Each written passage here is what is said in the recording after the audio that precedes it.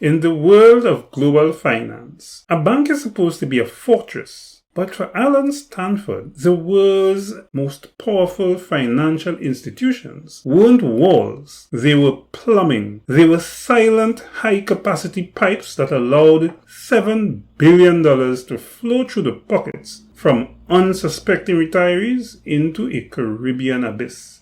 The thrill of the hunt for the billionaire pirate eventually turned into a cold, clinical war against the giants who stood by while the ship sank. If the Stanford Ponzi scheme was a machine, TD Bank was its engine. For nearly 20 years, TD served as the primary correspondent bank for Stanford International Bank. Every time an investor in Houston or Caracas bought a fraudulent certificate of deposit, the money likely pulsed through the TD Bank's accounts in Canada.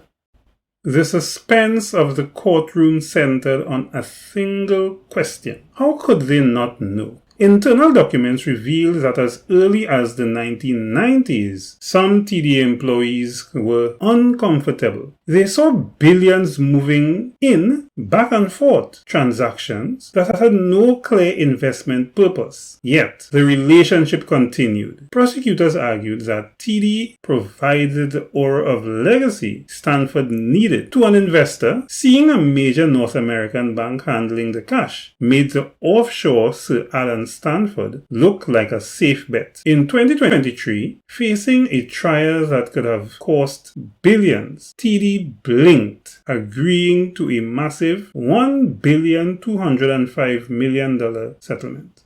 While TD handled the volume, HSBC and Société Générale provided the reach. HSBC was accused of ignoring the glaring red flags of money laundering. They processed the international transfer that fueled Stanford's lavish lifestyle, the jets, the yachts, and the $100,000 bribes to Antiguan regulators. Société Générale was caught in the crosshairs for its role in managing the offshore accounts, while the proceeds of the crime were parked.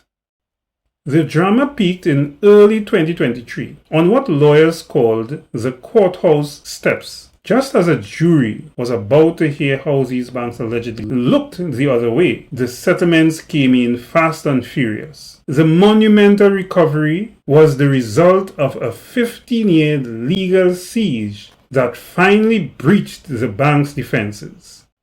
The banks never admitted to knowing about the fraud. Their defense was always the same. We were just a bank. We followed instructions. But the $1.6 billion they collectively paid suggests that a terrifying reality of modern finance. A Ponzi scheme of this magnitude cannot survive in a vacuum. It requires the infrastructure of the global banking system to breathe. The settlements were a victory, but a hollow one. The banks paid with their reserves. The victims paid with their lives.